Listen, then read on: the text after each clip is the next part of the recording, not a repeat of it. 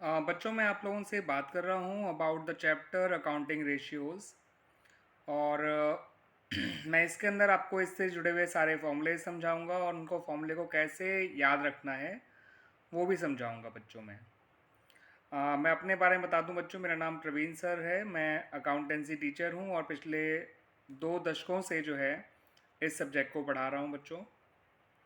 और उम्मीद करता हूँ कि मैं जो आप लोगों को समझाऊंगा वो आप लोगों को उससे इस चैप्टर को समझने में और इससे रिलेटेड क्वेश्चंस करने में और प्रॉब्लम्स को सॉल्व करने में आपको मदद मिलेगी। तो चलिए बच्चों शुरू करते हैं ये चैप्टर अकाउंटेंसी रेशियो या अकाउंटिंग रेशियोज़। तो देखिए, जैसा आप यहाँ देख भी रहे हैं, शुरुआत में आपको बता रखा है मैंने यहाँ पर कि अकाउंटिंग रेशियोज़ कितने तरह के होते हैं।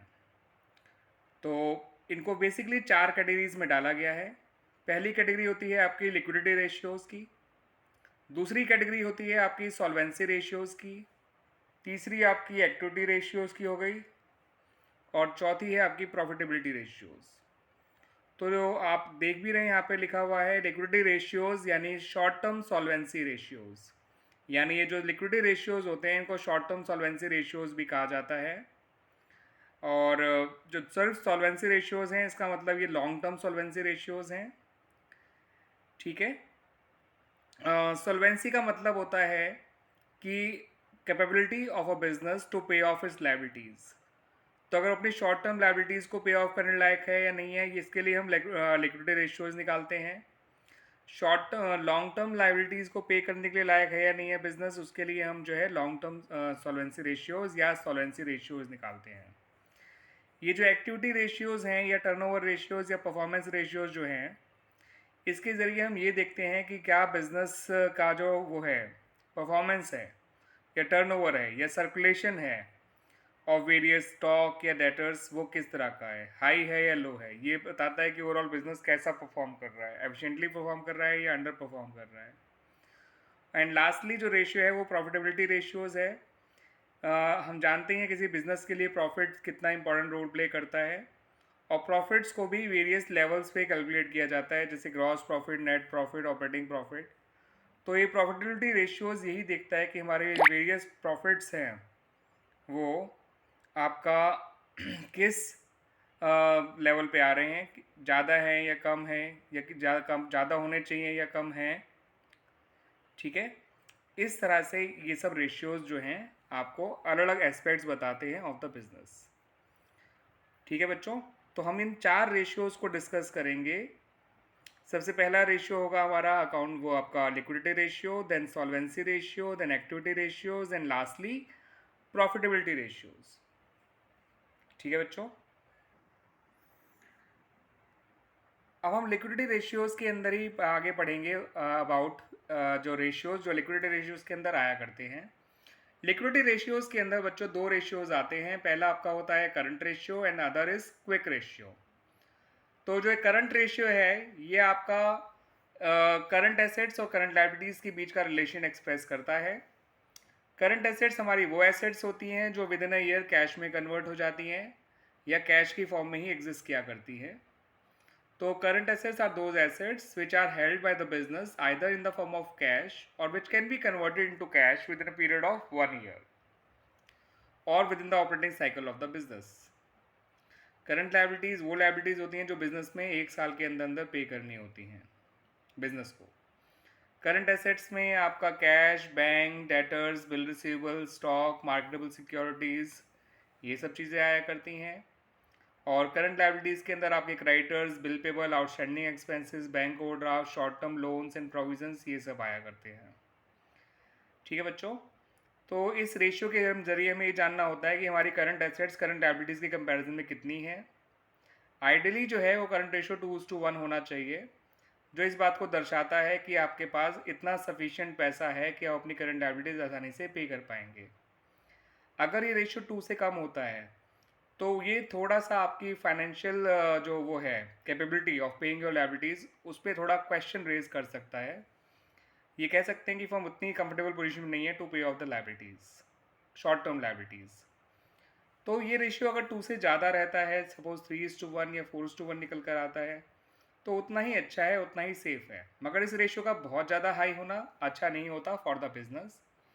द रीज़न इज़ कि आप अगर ये रेशियो बहुत ज़्यादा है तो इसका मतलब आपके जो फंड्स हैं वो आइडल पड़े हुए हैं, वो ढंग से यूटिलाइज नहीं हो रहे हैं। अगर कैश बहुत ज़्यादा है तो वो भी अच्छा नहीं है बिजनेस के लिए। अगर डेटर्स बहुत ज़्यादा हैं तो इसका मतलब पैसा ब्लॉक हो रहा है, डेटर से पैसा मिलने में लेट हो रहा है। अगर इन्वेंट्री की फॉर्म में बहुत ज़्यादा है तो ये शो करेगा कि आपकी इन्वेंट्री इतना ज़्यादा अनसोल्ड पड़ी रह जाती है लंबे समय तक। ठीक है बच्चों, तो दैट्स वाई इस रेशियो का बहुत हाई होना भी अच्छा नहीं है और लो भी अच्छा नहीं है। ठीक है, लो इसलिए अच्छा नहीं है क्योंकि वो पेइंग कैपेसिटी को पे क्वेश्चन रेज करता है, दैट्स वाई। और हाई इसलिए अच्छा नहीं है कि वो बहुत ज़्यादा वो फंड्स की आइडलनेस को शो करता है, इनएफिशिएंट यूटिलाइजेशन ऑफ फंड्स को यूज शो करता है। अब देखिए, आप दूसरा रेशियो भी देख रहे हैं जिसका नाम है क्विक रेशियो। अब क्विक रेशियो क्या है? ये रेशियो होता है relation between quick assets and current liabilities. तो करंट लायबिलिटीज़ तो हमारी बच्चों वही रही जो ऊपर वाले फॉर्मूले में थी, बस करंट एसेट्स की जगह ऊपर करंट क्विक एसेट्स आ गया है। तो वी शुड नो कि करंट एसेट्स और क्विक एसेट में फ़र्क क्या होता है। देखिए, करंट एसेट्स के अंदर तो हम टाइम फ्रेम लेके चलते हैं, वो 1 साल का लेके चलते हैं, मगर हमें कुछ महीनों के अंदर ही पैसा चाहिए, सपोज बिटवीन 3 to 6 months। तो there are certain assets which can not be converted into cash in this short span of time. तो ऐसी एसेट्स को हम करंट एसेट्स में से डिडक्ट कर देते हैं और ऐसी एसेट्स निकालते हैं जो इस शॉर्ट टर्म के अंदर कैश में रियलाइज हो जाएं। तो बेसिकली 3 एसेट जो है वो हटाई जाती हैं from the current assets so as to get the quick assets. और वो एसेट्स कौन कौन सी होती हैं वो बता देता हूँ बच्चों आपको।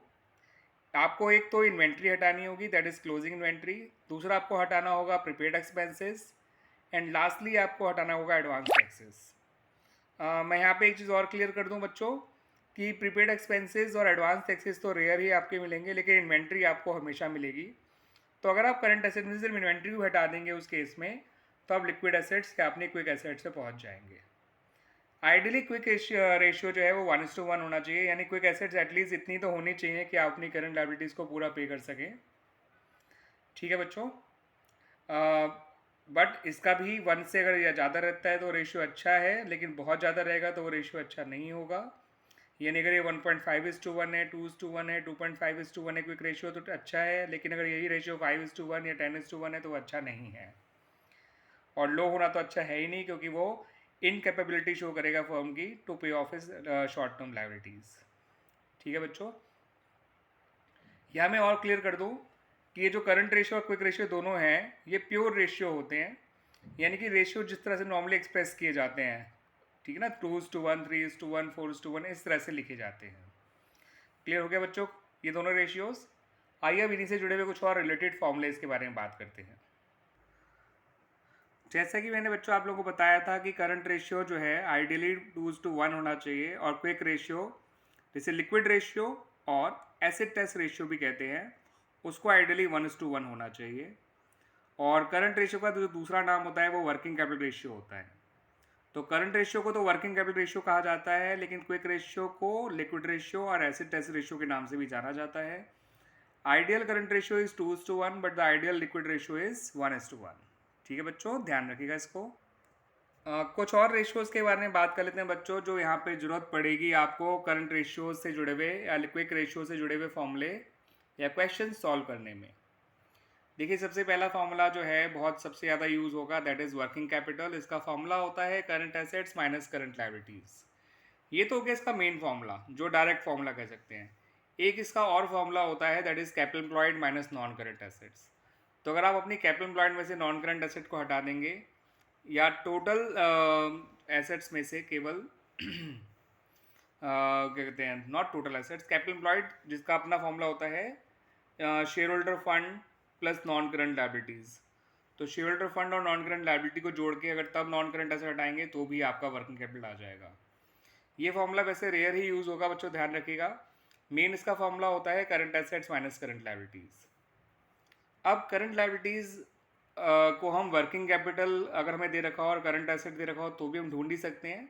तो इसलिए मैंने उसका फॉर्मूला इस तरह से नहीं बताया कि current asset minus working capital, वो फॉर्मूला तो खुद ही ड्राइव कर सकते हैं अगर आपको वर्किंग कैपिटल का फॉर्मूला आता है तो।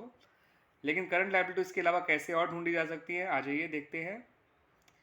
टोटल एसेट्स में से अगर आप कैपिटल एम्प्लॉयड को हटा देंगे तो भी आपका करंट लायबिलिटीज आ जाएगा, और अगर आप टोटल डेट्स में से नॉन करंट लायबिलिटी हटा देंगे तो भी आपका करंट लायबिलिटी आ जाएगा।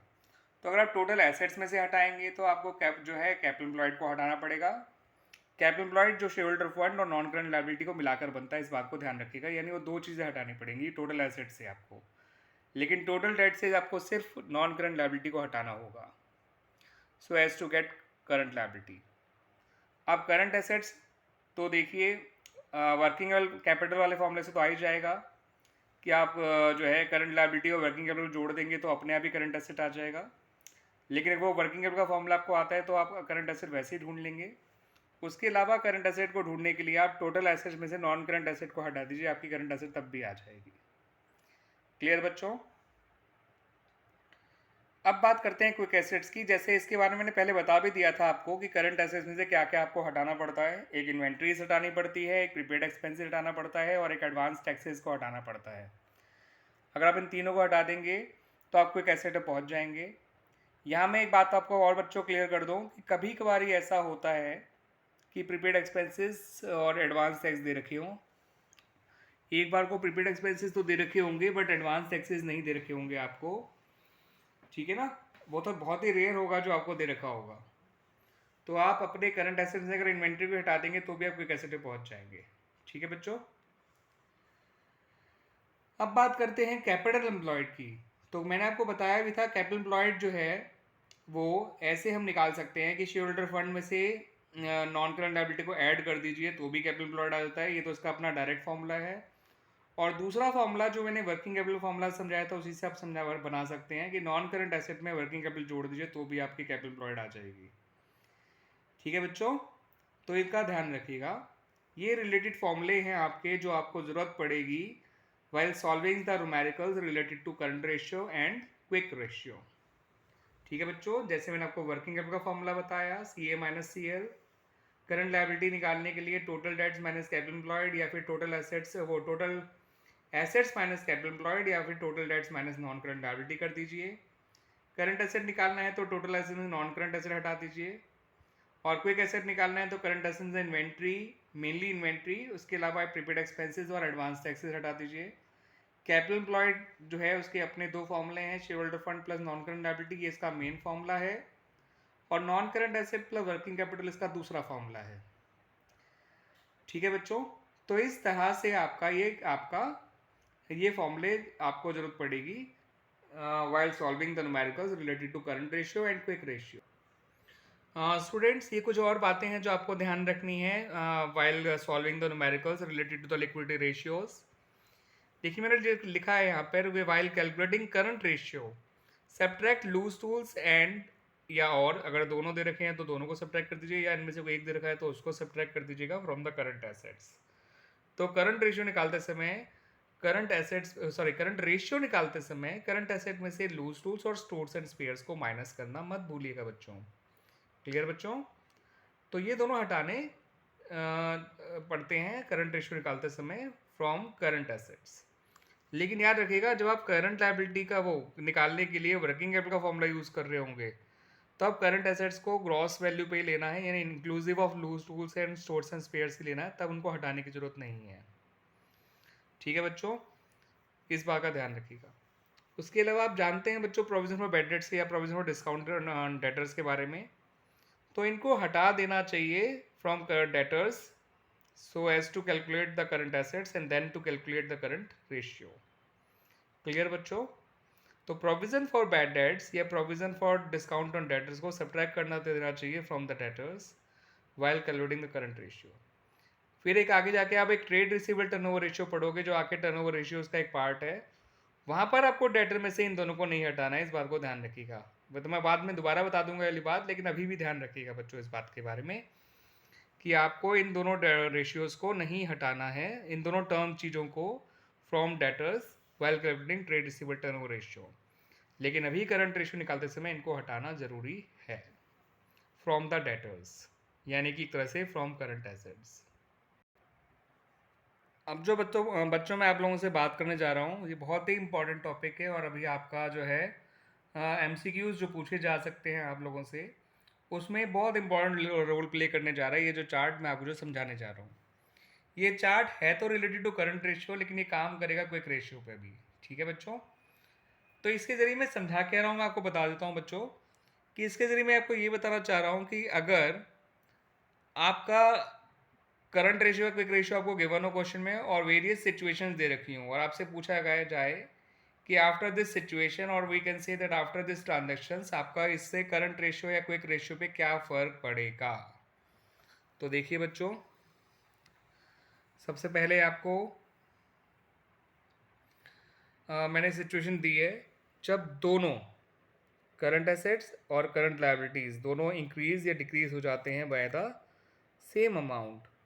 तो when both current assets and current liabilities increase और decrease by the same amount, तो देखिए अगर ये इंक्रीज होते हैं तो रेशियो अगर ऑलरेडी मोर देन वन है तो वो डिक्रीज हो जाएगा, लेस देन वन है, सॉरी मोर देन वन है तो डिक्रीज हो जाएगा, इक्वल टू वन है तो नो चेंज होगा, और अगर लेस देन वन है तो वो भी इंक्रीज हो जाएगा इनके इंक्रीज होने से।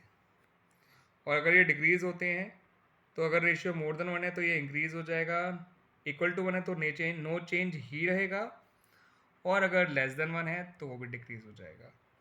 यानी कहने का मतलब ये है कि अगर दोनों करंट एसेट और current liabilities bye the same amount increase या डिक्रीज होते हैं तो रेशियो अगर ऑलरेडी मोर देन वन है तो वो अपोजिट तरह से रिस्पॉन्ड करेगा, यानी इनके बढ़ने से कम हो जाएगा, इनके कम होने से बढ़ जाएगा। इक्वल टू वन है तो उस पर कोई फ़र्क नहीं पड़ेगा, जैसे suppose one is to one है तो उस पर कोई फ़र्क नहीं पड़ेगा। लेकिन अगर लेस देन वन है, सपोज 0.8 इज टू वन है, तो दोनों के बढ़ने से रेशियो बढ़ेगा, दोनों के घटने से रेशियो घटेगा। इस बात को ध्यान रखिएगा। मोर देन वन में अपोजिट रिलेशन है, इक्वल टू वन में नो रिलेशन है, और लेस देन वन में डायरेक्ट रिलेशन है। अब अगर आपकी सिर्फ करंट एसेट्स ही बढ़ती हैं, यानी सिर्फ न्यूमरेटर ही बढ़ता है, तो क्या होगा? तो आपका आप देख सकते हैं तीनों ही सिचुएशन में रेशियो चाहे पहले टू मोर देन वन हो या टू, जिसे हम 2:1 कहने फॉर एग्जांपल, या इक्वल टू वन हो या लेस देन वन हो, तीनों ही केस में रेशियो बढ़ेगा ही बढ़ेगा। क्लियर बच्चों? अब आ जाते हैं सिचुएशन 3 पर, जब सिर्फ करंट लायबिलिटी इंक्रीज या डिक्रीज होती है, यानी एक तरह से डिनोमिनेटर इंक्रीज या डिक्रीज होता है। तो मैं यहाँ पे क्लियर कर दूं बच्चों कि तीनों ही केस में देखिए इनडायरेक्ट रिलेशन है।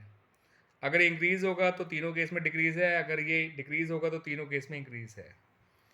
तो इसका सार मैं आपको समझा देता हूँ, जिसे कंक्लूजन कहते हैं आप, कि अगर रेशियो मोर देन वन हो, लेस देन वन हो या इक्वल टू वन हो, अगर सिर्फ करंट एसेट बढ़ेगा या कम होगा तो रेशियो डायरेक्टली रिस्पॉन्ड करेंगे, सिर्फ करंट लायबिलिटी बढ़ेगा या घटेगा तो रेशियो इन्वर्सली रिस्पॉन्ड करेंगे।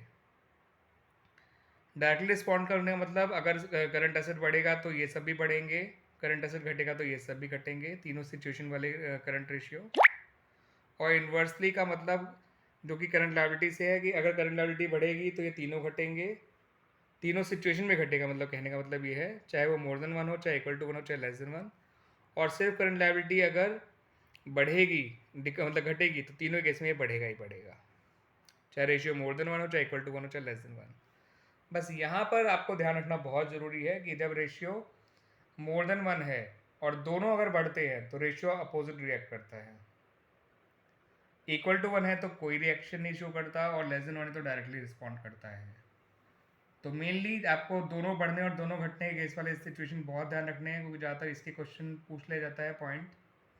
When both of them increases तो रेशियो अगर मोर देन वन है तो डिक्रीज हो जाएगा, और अगर इक्वल टू वन है तो नो चेंज रहेगा, और लेस देन वन है तो वो इंक्रीज हो जाएगा। ठीक है, क्लियर बच्चों? तो इस चार्ट को आप दिमाग में रख लीजिए बच्चों, बड़ा आसान आपके लिए रहेगा फिर ये। क्लियर बच्चों? ये देख लीजिए सिचुएशन वन के लिए, ये रहा सिचुएशन टू, जब सिर्फ करंट एसेट बढ़ रहा है या कम हो रहा है, और सिचुएशन थ्री जब सिर्फ करंट लायबिलिटी बढ़ रहा है या कम हो रहा है। क्लियर? आप इसको पॉज करके इसका स्क्रीनशॉट भी आप ले सकते हैं, ठीक है ना, इस पिक्चर, इसका पिक्चर केवल, तो आपको और अच्छी तरह समझ में आ जाएगा चीज़ें। एंड आई होप आपको जो मैंने इसमें अब तक लिक्विडिटी रेशियोज मैंने बताया है बच्चों इन वीडियो में, वो अच्छी तरह से आप लोगों को समझ में आया होगा।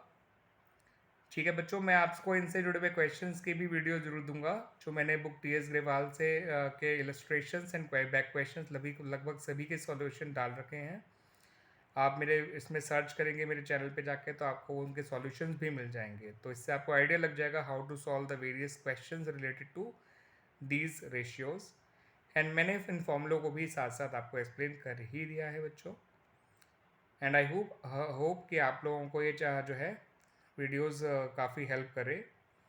और आप लोगों को बच्चों मेरी रिक्वेस्ट भी है कि अगर आप लोगों को ये वीडियोस पसंद आते हैं तो आप इन वीडियोस को मेरे चैनल पे, अगर आप पहली बार आ रहे हैं तो आप मेरे चैनल को जो है सब्सक्राइब कर लें।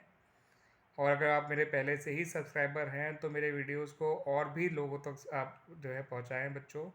मैं चाहता हूं कि इससे जो है काफ़ी स्टूडेंट्स को और हेल्प मिले इन वीडियोस की हेल्प से। एंड साथ साथ मुझे भी help as well as encouragement मिले, ताकि मैं और अच्छे तरह से इम्प्रोवाइज़ करके और अच्छे अच्छे वीडियोस बना सकूं। थैंक यू बच्चों।